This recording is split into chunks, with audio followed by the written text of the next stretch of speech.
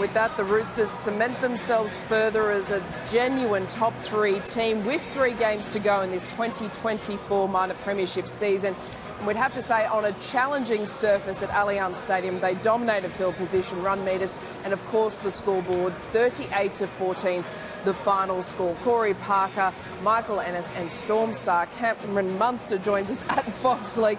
The Roosters, they've scored now 30-plus points in the last really month of footy. The Roosters are now, and we know that Trent Robinson does this better than almost any other coach in the NRL camp. He times the run perfectly. Do you feel like we're seeing the reveal of some of the best of the Roosters at the moment? They've got some very good, skillful players in their spine. Even their forwards can offload and obviously play over second phase play. And then when you got guys like Suwali and Manu in the centres, holding the ball like a tennis ball, and doing the kind of things that some people wish they could do.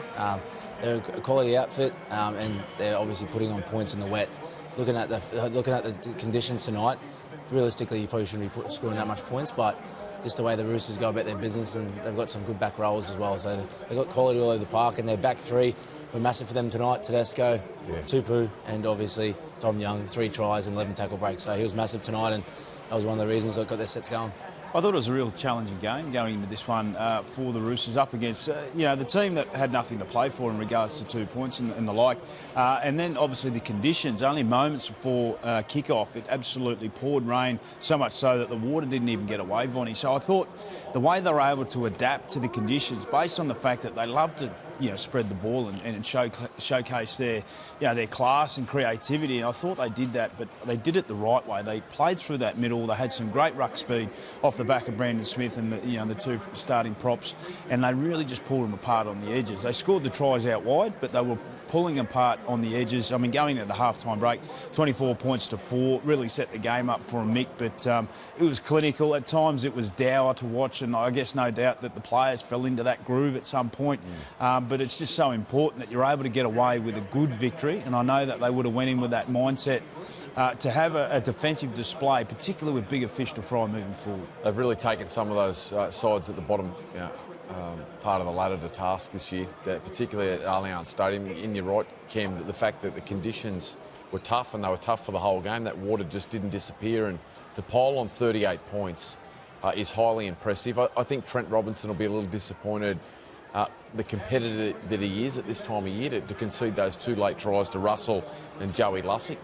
But you're right, Corey, that mid part of the game, the opening 10 minutes, a lot of errors, both sides trying to find some rhythm in the wet. Lenu got them off to a powerful start, scored the first one, then they went 3 more tries. Discipline hurt Parramatta, two sin bins tonight, one to Wuramu Greg and then another one to Brendan Hands just after half-time. And playing with 12 men was always going to be a challenge when you got the skill of Walker and Cleary, and I thought Tedesco had one of his best games of the season. So the Roosters positioned themselves perfectly. Their attack's looking as sharp as ever, and they're heading towards a final series, Von, with plenty of confidence. Wonderful to see the Roosters really open up and stretch themselves. Just looking at their next 3 games to finish off this regular season, the Titans, the Raiders and Souths, as they head towards all bottom 8 sides. September. So they do have a softish run towards the finals. Is that something that Trent Robinson would be appreciative of, or would he prefer a bit of a sharpener? Well, yeah, it's sort of a double edge, isn't it? I mean, confidence is king, and when you can roll into the semi-finals feeling so cohesive and have that confidence like we're seeing them play, it really shapes you. But on the back of that, on the other side of the conversation, if you can go in up against a real battle-hardened team and understand some of your flaws that get picked apart, you can certainly highlight and I guess dive into what's really needed into September. But you can only play who's in front of you, right? And I've got no doubt that defensively is where they're going to want to tighten their screws. I mean, a couple of late tries, yes, the conditions, pretty awful. Yes, the game was done, but defensively against those bottom sides, they need to be squeaky clean. Look at that for and against there, 243. Like, when they've won against some of the bottom 8 sides this year, they haven't just won. They have piled on points. And look, I think you're right, Von. I mean, ideally, they'd probably like a tough game heading towards the finals, but it is what it is. You can't control the draw. And I think Trent Robinson will constantly reflect back to that game down at Amy Park, when they went down there and took on the Melbourne Storm. That's the game that they'll look back and refer on. And then also their game against the Manly Seagulls a couple of weeks ago, where they jumped out to that 22, 24-0 lead and the start that they had there. He knows how important that's going to be in the big games. And they've got so many winners and world-class players in their side that, you know, when the finals come around, that defensive wall will tighten up. It will, but on a night like tonight, a wet night, they got themselves well in front. They started to chance their arm and try a few things. And, I think we'll see a... I think most sides, and I'll probably ask you this, Cam, they're a side that make you nervous with the strike power they've got. Oh, of course, when you've got guys like Tedesco, Manu in the back of shape, and Angus Crichton in career best form, those type of guys running the ball, very hard to handle. And looking at the draw there, they've got the Titans next week. There's still an opportunity to make the 8, and the Raiders are pushing for it too. So they're still pretty hungry the next couple of weeks. So they'll probably want to come down there and spoil the party. So they've got a couple of tough games. I'm sure they'll be pretty confident in those next couple of weeks, but if they play like they have tonight, it's going to be a dominant display. The mindset of the Roosters over the next 3 weeks is paramount. I mean, because they're games where, if you look at the two teams, the Roosters should win. But they can then start to believe they don't hype themselves. So if they get too far down, well, we roll into this game, we start to play a bit of footy way too early than what we deserve, and then all of a sudden it becomes a scrappy game and they lose a bit of confidence off the back of that. I thought tonight, which is why I said at the start, I thought it was a real danger game given the fact that they roll in here, everyone expects the Roosters to win, they'll start to see some gaps appear, they'll try and get there before they've earned the right to, which wasn't the case.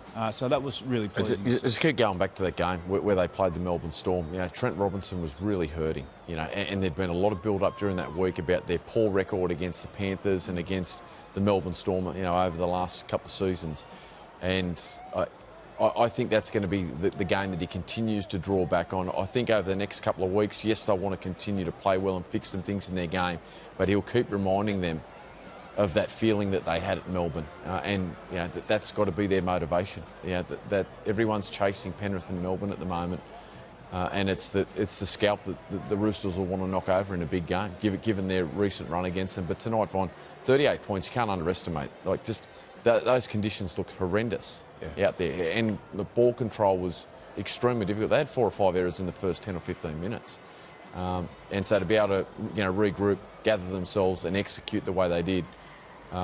With how slippery it was, they're a dangerous side in this comp. There has been such a great modern-day rivalry of excellence built between the Roosters and the Storm over recent years. And Cam, you've been front and centre of a lot of that. If we look at our KFC Who Delivered tonight, James Tedesco, I'm sure you've done your homework, upon video, upon everything, looking at how James goes about his work tonight. 190 metres, he scored a try, he set up 2 others. But what sets Teddy apart, and what have you seen differently about his game this season?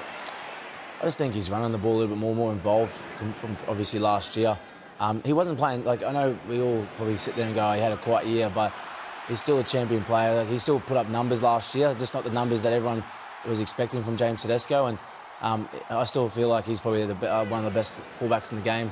I know Dylan Edwards is currently the incumbent New South Wales fullback, but he's done nothing wrong to obviously lose that position, and that just shows the form that Dylan Edwards is in. So if he keeps playing like this, it's going to be a scary sight for the Roosters, and it's got vibes of Jared Hayne vibes, so it could be exciting. You missed a fair bit of footy this year. Like how fresh are you feeling? Like the fact that I know James Tedesco got called in for game 1, but didn't play games 2 and 3. He's been a part of that representative scene for a long time. A lot of pressure, very mentally draining, physically draining. Yep. How are you feeling? Because I imagine that's how he's feeling. He looks fresher, doesn't he? Oh, massively. And it does take a toll on you. Obviously being in camp for 10 days, playing, trying to get yourself up, obviously niggles and stuff, and then having a couple of ice baths here and there, and then trying to play 2 days later. Yeah. It takes a toll on you, and I'm sure he's a lot fresher for the run. I know he would have loved to have been playing for New South Wales, but I think looking back at it, he'd be probably pretty excited to be fresh for the back end of the finals for the Roosters, that's for sure. Tedesco is one of the better fullbacks in the game at a transitional style. So when it goes from attack to defence or vice versa, he is continually up and over the advantage line on the ball, wants the ball, doesn't want to sit back on his heels and have a rest. He wants to come at you when you're tired. And when he's able to do that and get himself involved, he's hard to bring down. I mean, this is one of the first plays of the game. Pokes his nose through, but the moment it goes from when they go from defending to obviously offence, he is coming at you with speed and he's coming at you with footwork, which then creates so much instability in the defensive line. Just seeing that, Corey, I think that's a huge threat as well.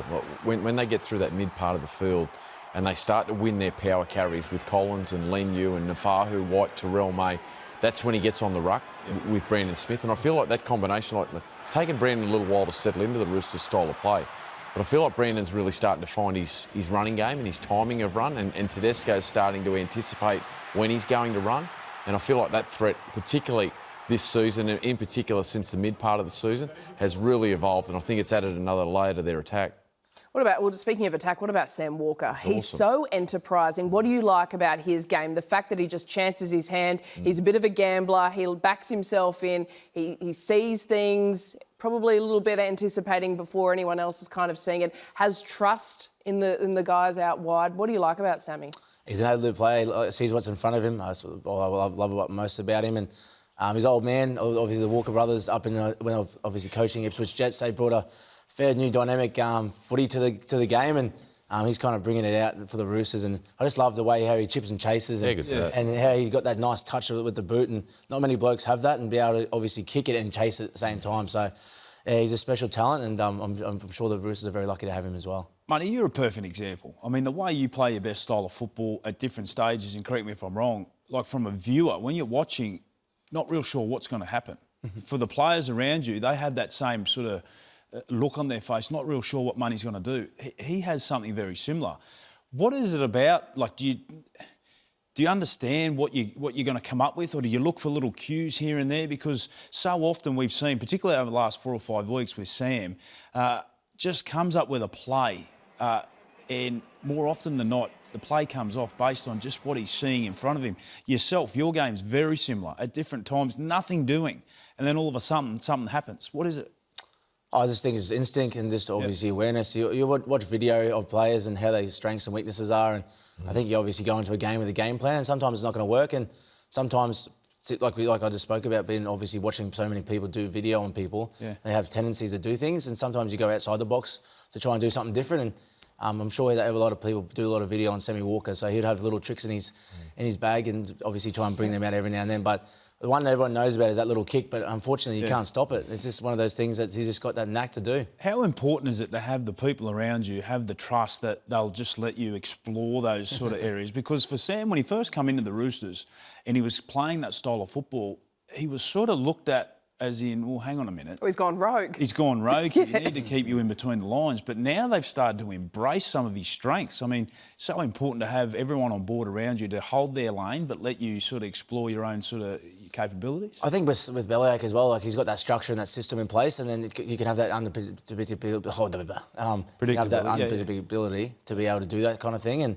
he's got that, and that's what you want in teams, a little bit of X factor. And I can't believe I just said that word, but this obviously the X factor with Sammy Walker, and you got James Tedesco as well, and you got an old head in Luke Cleary as well to be able to steer that ship around and keep him calm at times in those pressure moments. But you want someone like Sammy Walker with the ball in hand. I think there's a couple. I think there's a couple of key elements to that. It's the trust that Trent Robinson's put in him. You know, because it's quite easily for Trent Robinson to sit there, and they built that model around Cooper Cronk, who was very structured, very calculated, very methodical in the way that he went about things.